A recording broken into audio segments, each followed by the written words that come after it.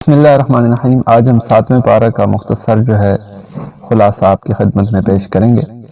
اس پارے میں دو حصے ہیں، سورہ مائدہ کا بقیہ حصہ اور سورہ انعام کا ابتدائی حصہ۔ تو جو پہلا حصہ ہے سورہ مائدہ کا جو بقیہ حصہ، اس میں 3 باتیں یہ ہیں کہ حبشہ کے نصارہ کی تعریف کی گئی ہے، حلال و حرام کے چند مسائل بیان کیے گئے اور قیامت اور حضرت عیسیٰ علیہ السلام کا تذکرہ کیا گیا۔ تو حبشہ کے نصارہ کی تعریف کے متعلق فرمایا گیا کہ جب ان کے سامنے قرآن کی تلاوت کی جاتی ہے تو اسے سن کر ان کی آنکھیں آنسوؤں سے تر ہو جاتی ہیں۔ اس کے علاوہ حلال و حرام کے چند مسائل بیان ہوئی کہ ہر چیز خود سے حلال یا حرام نہ بناؤ، لغو قسم پر مواخذہ نہیں، البتہ یمین غموس پر کفارہ ہے، یعنی 10 مسکینوں کو 2 وقت کا کھانا کھلانا یا انہیں پہننے کے لیے کپڑے دینا یا ایک غلام آزاد کرنا، اور ان تینوں کے نہ کر سکنے کی صورت میں 3 دن روزے رکھنا۔ شراب، جوا، بت اور پانسا یہ حرام ہے۔ حالت احرام میں محرم میں سمندری شکار کر سکتا ہے، خشکی کا شکار نہیں کر سکتا۔ حرم میں داخل ہونے والے کے لیے امن ہے۔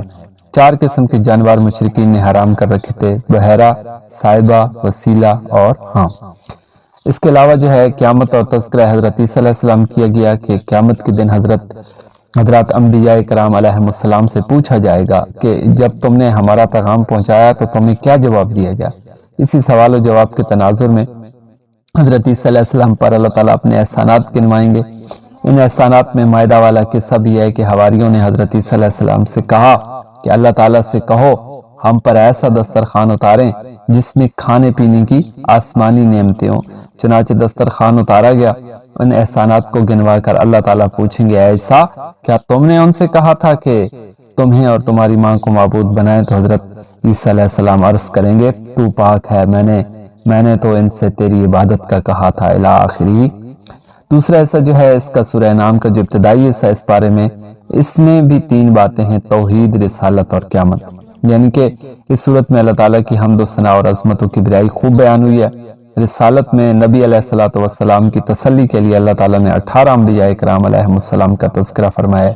حضرت ابراہیم علیہ السلام، حضرت اسحاق علیہ السلام، حضرت یعقوب علیہ السلام، حضرت نوح علیہ السلام، حضرت داؤد علیہ السلام، حضرت سلیمان علیہ السلام، حضرت ایوب علیہ السلام، حضرت یوسف علیہ السلام، حضرت موسیٰ علیہ السلام، حضرت ہارون علیہ السلام، حضرت زکریا علیہ السلام، حضرت یحییٰ علیہ السلام، حضرت عیسیٰ علیہ السلام، حضرت الیاس علیہ السلام، حضرت اسماعیل علیہ السلام، حضرت یسع علیہ السلام، حضرت یونس علیہ السلام، حضرت لوط علیہ السلام۔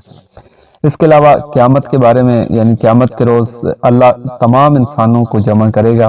روز قیامت کسی انسان سے عذاب کا ٹلنا اس پر اللہ کی بڑی مہربانی ہے۔ روز قیامت مشرکین سے مطالبہ کیا جائے گا کہ کہاں ہیں تمہارے شرکاء؟ اس روز جہنمی تمنا کریں گے کہ کاش انہیں دنیا میں لوٹا دیا جائے تاکہ وہ اللہ رب العزت کی آیات کو نہ جھٹلائیں اور ایمان والے بن جائیں۔ دنیا کی زندگی تو کھیل اور مشغلہ ہے، آخرت کی زندگی بدرجہ بہتر ہے۔ اللہ تعالیٰ ہمیں عمل کی توفیق عطا فرمائے۔ وما علینا الا البلاغ۔